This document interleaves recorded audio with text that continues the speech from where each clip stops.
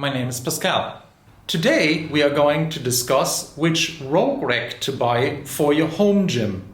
Now this will be just a quick overview. If you really want to dig into details, please follow the link in the description box below where I have reviewed almost all of the racks of the Rogue portfolio to help you to make the correct decision for yourself.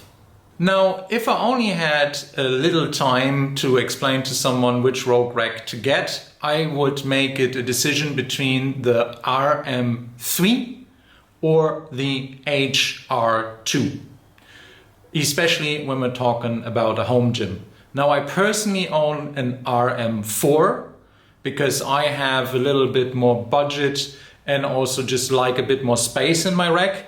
But most people usually want to save money on a home gym.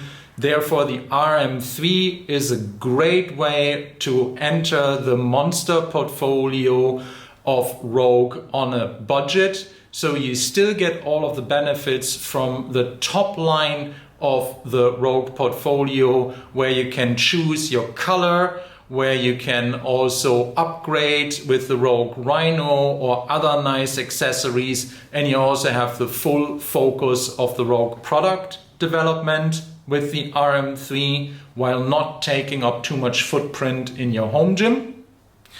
The HR2 would be the half rack option on a budget for Rogue.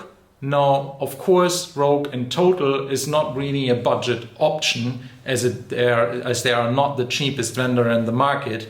But if you still want to own a Rogue rack but not pay a lot of money and get a lot out of the footprint that you're investing in, then the Rogue HR2 is the best option for me personally after reviewing the entire Rogue portfolio up and down.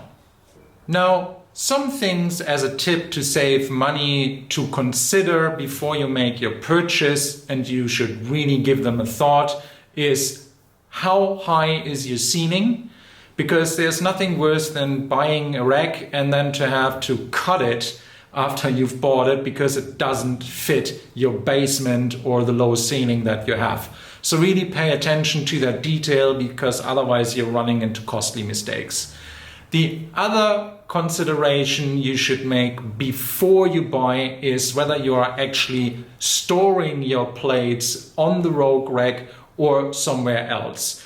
If you're not storing your plates on the rack itself, then you definitely should bolt it to the ground.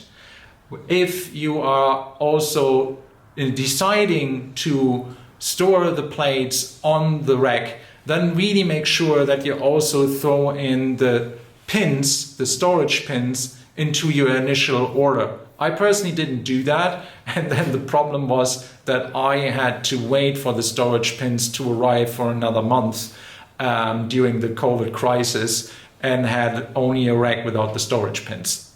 Another thing to consider when you're buying a Rogue rack is whether you go for the Monster series or the Monster Light series, or whether you actually want a collared rack or not. If you go for Monster Light and no color option, then you can get a 6-post rack for the same budget as a 4-post rack in the Monster colored version. But to be honest, I personally think for a home gym, go for a smaller rack but with more bells and whistles, rather than the bigger racks and then compromise on the color and the extras. Because what I usually find on YouTube channels discussing home gyms is that almost everybody said that the first initial purchase, they bought a rack that is actually too big for their needs, and then they downsized on their second purchase but put more bells and whistles into that smaller rack. So for your home gym, if you are getting greedy and putting a lot of stuff in your basket, really think about whether you need all of that stuff and maybe downsize but make the smaller items prettier. So to summarize, I think the 2 rack options from Rogue a home gym owner should focus on are the RM3 or the HR2, depending on budget, Those are two great racks, and please leave a comment if you have any questions about my RM4 rack and what I like or don't like about it. Thanks for watching. Please like, subscribe and tell your friends about my channel. Have a very nice day and I hope to see you soon. Bye bye.